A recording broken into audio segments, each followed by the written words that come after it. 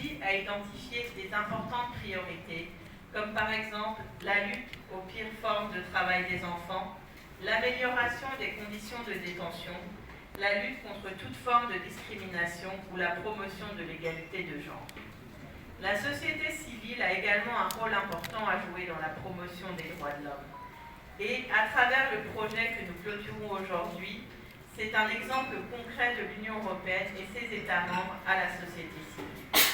L'enjeu de la société civile aujourd'hui est en effet de devenir non seulement un partenaire de l'État dans la définition, le suivi et le contrôle de l'action publique, mais aussi un vecteur clé dans la promotion et la protection des droits de l'homme et de la démocratie.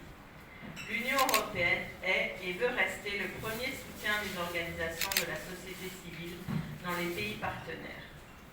Mesdames, Messieurs, promouvoir et défendre les droits de l'homme n'est pas seulement un impératif lié à la dignité humaine.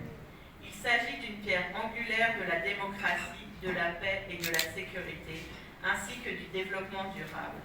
Dans le contexte ivoirien, notre solidarité et notre soutien vont en particulier aux acteurs de la société civile, aux défenseurs des droits de l'homme, ainsi qu'aux institutions chargées de leur promotion. Le projet APES-CI a permis de contribuer à traduire en réalité les besoins de ceux qui est trop souvent considéré comme le maillon faible de la chaîne pénale. Je voudrais une nouvelle fois remercier et féliciter la FIACAT et l'ACAT Côte d'Ivoire et l'équipe de la balle aux prisonniers pour la mise en œuvre de ce projet.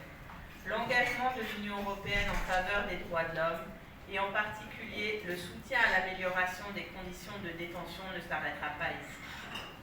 Plusieurs actions restent cependant à pérenniser afin de consolider les acquis de notre projet et de rendre le système pénitentiaire plus équitable, efficace et surtout en ligne